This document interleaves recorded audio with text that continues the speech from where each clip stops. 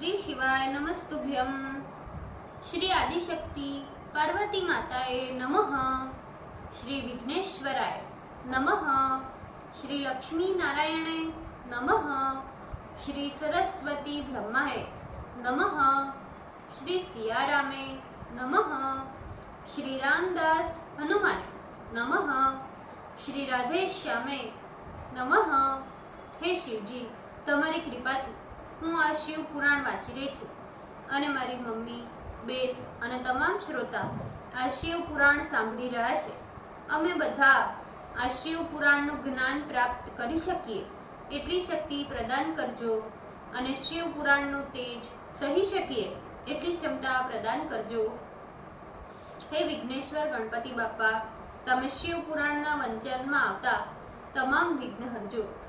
हे कृष्ण मनोहारिणी राधा जी, हे श्याम सुंदर, हे सिया राम जी, हे रामदास हनुमान जी, तमे शिव पुराण सांभळवा जरूर पधारजो અને મારા હૃદયમાં સ્થાન ગ્રહણ કરજો. ઓમ નમઃ શિવાય. શ્રી શિવાય નમસ્તુભ્યમ. દ્વિતીય સંહિતા तृतीयो खंड द्वाविंशो अध्याय शिव प्राप्ति निमित्त पार्वती की तपस्या, पेज नंबर 533. ब्रह्मा जी बोले, हे मुनिराज, ऐसा कहकर तुम्हारे चले जाने के बाद पार्वती परम प्रसन्न हुई. उन्होंने शिव जी को तप साध्य मानकर तपस्या में ही मन लगाया. उन्होंने अपनी जया एवं विजया नामक सखी को ले जाकर उन्हीं के द्वारा अपनी माता पिता से तप की आज्ञा मांगी. उन दोनों सखियों ने सर्वप्रथम पर्वतराज हिमालय से नम्रता पूर्वक भक्ति युक्त हो प्रणाम कर पूछा, हे राजन, आपकी पुत्री पार्वती जो आपसे कुछ कहना चाहती है उसे सुनिए. ये आपकी पुत्री अपने देह, रूप तथा अपने कुल को शंकर की आराधना से सफल बनाना चाहती है. वे शंकर तपस्या से ही साध्य है. अन्य उपाय से उनका दर्शन असंभव है. इस कारण है गिरिराज, आपको इस समय ये आज्ञा देनी चाहिए कि गिरिजा वन में जाकर आदरपूर्वक तपस्या करें. ब्रह्मा जी बोले, पार्वती की सखियों ने जब इस प्रकार पूछा तब गिरिराज विचार कर ऐसा कहने लगे, मुझे तो ये बात अच्छी लगती है, पर यदि पार्वती की माता को ये बात अच्छी लगे तो ऐसा होना चाहिए. यदि ऐसा हो तो इससे बढ़कर और क्या बात हो सकती है. यदि पार्वती की माता को ये कार्य रुचिकर लगे तो इसमें हमारा तथा हमारे कुल दोनों ही धन्य हो जाएंगे. इससे बढ़कर और कौन शुभ कारक उत्तम बात होगी. ब्रह्मा जी बोले, इस प्रकार वे दोनों सखियां पार्वती के पिता के वचन सुन पार्वती की माता से आज्ञा लेने के लिए वहां गए. हे नारद, वे पार्वती की माता के पास जाकर प्रणाम कर हाथ जोड़ आदर पूर्वक उनसे बोली, हे देवी, तुम्हें नमस्कार है. हे माता, तुम पार्वती के वचन सुनो और सुनकर उसे प्रसन्नता पूर्वक स्वीकार करो. तुम्हारी ये पुत्री शिव जी की प्राप्ति हेतु तपस्या करना चाहती है. इसे तप करने की आज्ञा पिता द्वारा प्राप्त हो चुकी है. अब ये तुमसे आज्ञा लेने के लिए तुम्हारे पास आई है. ये उत्तम पति प्राप्त करने के लिए अपने स्वरूप को सफल बनाना चाहती है. अतः यदि तुम्हारी आज्ञा है तो ये तपस्या करने जाए.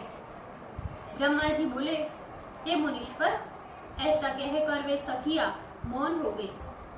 मैना ये बात सुनते ही खिन्न हो गई और उसने इस बात को स्वीकार नहीं किया. तब पार्वती शिव के चरण कमलों को स्मरण करती हुई हाथ जोड़कर अपनी माता से स्वयं बोली, हे माता, मैं महेश्वर को प्राप्त करने के लिए प्रातः काल में तपस्या हेतु तपोवन जाना चाहती हूँ. अतः आप मुझे तपोवन में जाने के लिए आज ही आज्ञा प्रदान कीजिए. ब्रह्मा जी बोले, पुत्री की बात सुनते ही मैना दुखी हो गई. फिर विकल होकर पुत्री को अपने निकट बिठाती हुई बोलने लगी, हे शिवे, हे पुत्री, यदि तू दुखी है और तपस्या करना ही चाहती है तो तू घर में ही तपस्या कर, कहीं अन्यत्र बाहर मत जा। जब मेरे घर में ही समस्त देवता, तीर्थ तथा समस्त क्षेत्र विद्यमान है तो तप करने के लिए तुम अन्यत्र कहाँ जाओगी? हे पुत्री, इस विषय में तुम हठ मत करो और न तो तपस्या करने के लिए कहीं बाहर जाने का विचार करो। हे पुत्री, तुमने तो पूर्व में ही सब कुछ सिद्ध कर लिया है, अब और क्या सिद्ध करना चाहती हो? हे बच्चे, तुम्हारा शरीर अत्यंत कोमल है और तपस्या तो बड़ा दुष्कर कार्य है, इसीलिए तुम यहीं घर पर तपस्या करो, कहीं अन्यत्र बाहर मत जाओ। अपने मनोरथ को पूर्ण करने हेतु स्त्रियों के वन जाने की बात तो मैंने कहीं सुनी ही नहीं है, इसीलिए हे पुत्री, तपस्या के लिए वन जाने का विचार छोड़ दो। ब्रह्मा जी बोले, इस प्रकार मैना ने अनेक प्रकार से अपनी पुत्री को वन के लिए मना कर दिया, किंतु शंकर की आराधना के बिना कहीं भी उस पार्वती को चैन न मिला। मैना ने बारंबार तपस्या के निमित्त वन जाने से उसे रोका, इसलिए वो उमा नाम से विख्यात हुई। हे मुने, मैना ने जब देखा कि पार्वती तपस्या से रोकने के कारण दुखी हो रही है तो उसने पार्वती को बाद में आज्ञा दे दी। हे मुनि श्रेष्ठ, माता की आज्ञा प्राप्त कर शंकर का स्मरण करते हुए पार्वती ने अपने मन में बड़ा सुख प्राप्त किया। तदंतर उसने माता पिता को प्रणाम कर अपनी 2 सखियों को साथ ले शिव का स्मरण करती हुई तपस्या करने हेतु वन की ओर प्रसन्नता से प्रस्थान किया। उसने अपने समस्त अभिष्ट वस्तुओं का और नाना प्रकार के बहुमूल्य वस्त्रों का परित्याग किया। अपने कटी प्रदेश में मौजी तथा शरीर पर वृक्ष के वहकल धारण किए, बहुमूल्य हार उतार दिया और उसके स्थान पर मृग चर्म धारण किया और तपस्या करने के लिए गंगा अवतरण नामक स्थान पर चली गई, जहाँ पर समाधिष्ठ शंकर ने काम को भस्म किया था। हिमालय की चोटी पर जो स्थित है वो काली सर्वप्रथम हिमवत प्रदेश के शिखर पर स्थित हुई, उसी गंगा अवतरण नामक स्थान पर गई और उसे शिव से रहित देखा, जहाँ पर निवास करते हुए शिव जी ने अत्यंत दुष्कर तप किया था। उस स्थान पर जाकर वो क्षण भर के लिए शिव के विरह से व्याकुल हो गई। उस समय वो हाय शंकर इस प्रकार कहकर रोती हुई चिंता शोक से युक्त होकर विलाप करने लगी। अनंतर बहुत समय के बाद उसने धैर्य धारण कर मोह का त्याग कर दिया और दीक्षित होकर तपस्या के लिए नियम धारण किया। वो उस महान उत्तम श्रृंगी तीर्थ में तपस्या करने लगी। उस स्थान में गौरी के तपस्या करने के कारण उसका गौरी शंकर ऐसा नाम पड़ा। हे मुने, वहां पार्वती ने अपनी तपस्या की परीक्षा के लिए अनेक प्रकार के पवित्र, सुंदर तथा फलवान वृक्ष लगाए। उस सुंदरी ने भूमि की शुद्धि कर वेदी का निर्माण किया। उसने मन के साथ समस्त इंद्रियों को रोककर सूर्य का उपस्थान करती हुई मुनियों के लिए भी दुष्कर तपस्या आरंभ कर दी। ग्रीष्म काल में दिन रात अग्नि प्रज्वलित कर उसके मध्य में बैठकर पंचाग्नि तापती हुई पंचाक्षर मंत्र का जप करती। वर्षा के समय शिला पृष्ठ के ठंडिल पर स्थित आसन से बैठी हुई खुले आकाश के नीचे जल की धारा सहन करती और शीत ऋतु में उसकी रात्रियों में निराहार रहकर वो जल के मध्य में ही निवास करती। इस प्रकार निरंतर पंचाक्षर मंत्र का जप करती हुई पार्वती तपस्या में निरत हो सर्व काम फलप्रद भगवान शंकर का ध्यान करने लगी। वो समय शेष होने पर अपने लगाए हुए वृक्षों को सखियों के साथ सिंचती अथवा अतिथि सत्कार करती, स्वस्थ चित्त हो नाना प्रकार के वात, शीत एवं वृष्टि तथा असह्य धाम भी सहन करती। इसी प्रकार उस पर और भी नाना प्रकार के असह्य दुख आए, किंतु उसने किसी की परवाह नहीं की। वो केवल शिव में मन लगाकर स्थिर चित्त हो गई।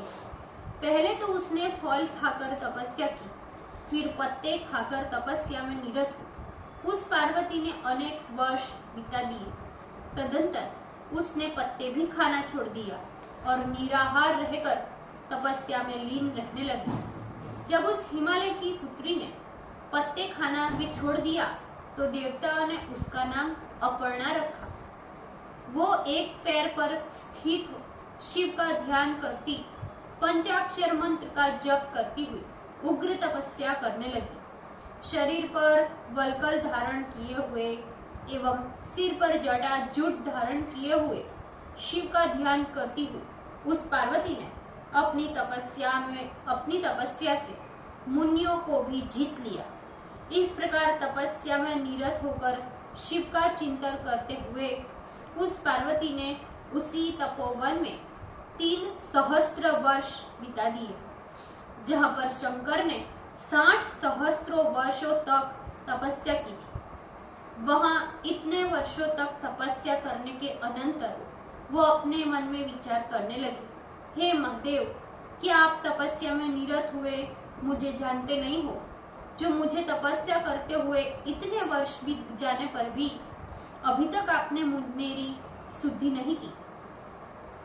लोक एवं वेद में तथा मुनि गणों के द्वारा भी ऐसा सुना जाता है कि भगवान शंकर सर्वज्ञ, सर्वात्मा, आशुतोष एवं समदर्शी है। वे देव समस्त ऐश्वर्य को प्रदान करने वाले तथा सब प्रकार के भावों से प्राप्त होते हैं। वे ही भक्तों का मनोरथ पूर्ण करने वाले तथा सभी प्रकार के क्लेशों को दूर करने वाले। अतः यदि मैंने अपनी सारी कामनाएं त्याग कर मन मात्र शंकर में अनुरक्त हूँ, तो वो शंकर मुझ पर प्रसन्न हो। यदि मैंने नारद तंत्रोक्त पंचाक्षर मंत्र का भक्ति तथा विधि पूर्वक जप किया है, तो वे शिव जी मेरे ऊपर अवश्य प्रसन्न हो। यदि मैंने निर्विकार भाव से सदा शिव की यथा योग्य आराधना की है, तो वे सर्वेश्वर मुझ पर प्रसन्न हो। इस प्रकार अपने मन में सोचती हुई वो पार्वती नीचे की ओर मुख किए और जटा एवं वृक्ष का वल्कल धारण कर निर्विकार भाव से तपस्या करने लगी। इस तरह मुनियों के लिए भी अत्यंत दुष्कर तप में लीन हुई वो पार्वती का स्मरण कर सभी पुरुष अत्यंत विस्मृत हो गए। उसकी तपस्या को देखने के लिए सभी लोग वहां पर उपस्थित होने लगे और अपने को धन्य मानकर एक स्वर से कहने लगे, बुद्धिमानों को धर्म का आदर करना चाहिए। धर्म वृद्धों के पास जाने से बड़े लोगों का कल्याण ही होता है। ये पार्वती कितनी महान है, इसकी तपस्या का तो वारा पार नहीं है। इसकी तपस्या को देख तथा स्मरण कर ऐसा ज्ञात होता है कि और लोग क्या तप कर सकते हैं। इस संसार में इस पार्वती के तप से अधिक तप न तो किसी ने किया है, न आगे कोई करने वाला है और न ही अभी के समय में कोई कर रहा है। ऐसा कहते हुए पार्वती की प्रशंसा कर अत्यंत तितिक्षु तपस्वी तथा सामान्य जन भी प्रसन्न हो अपने अपने स्थानों को चले गए। ब्रह्मा जी ने कहा, हे नारद, उस पार्वती की तपस्या का तुम प्रभाव सुनो, जो जगदम्बा पार्वती का आश्चर्यकारक चरित्र है। पार्वती के तपोवन में रहने वाले समस्त जंतु जो स्वभाव से ही आपस में शत्रुता रखते थे, उन लोगों ने उसकी तपस्या के प्रभाव से आपसी बैर का ही त्याग कर दिया। यद्यपि सिंह तथा गाय परस्पर राग आदि दोष से दूषित है, किंतु वे भी उसकी तपस्या के प्रभाव से परस्पर किसी को बाधा नहीं पहुंचाते थे। उस आश्रम में रहने वाले मार्जर, मूषक आदि जो स्वभाव से परस्पर बैर रखते हैं, वे भी अपना अपना बैर छोड़कर निर्विकार भाव से वहां निवास करने लगे। उस पार्वती के तपोवन में सारे वृक्ष, फल एवं विचित्र पुष्पों से समन्वित हो गए। नाना प्रकार के तृण उत्पन्न होने लगे। सारा का सारा वन उसकी तपस्या की सिद्धि के रूप में दिखाई पड़ने लगा और कैलाश के समान मालूम होने लगा। ओम नमः शिवाय। श्री शिवाय नमस्तुभ्यम। ભૂલચૂક માફ કરજો શિવજી, કૃપા રાખજો। આજના શિવ પુરાણના વંચનનું પુણ્ય મને પ્રદાન કરજો શિવજી। ઓમ નમઃ શિવાય। શ્રી શિવાય નમસ્તુભ્યમ।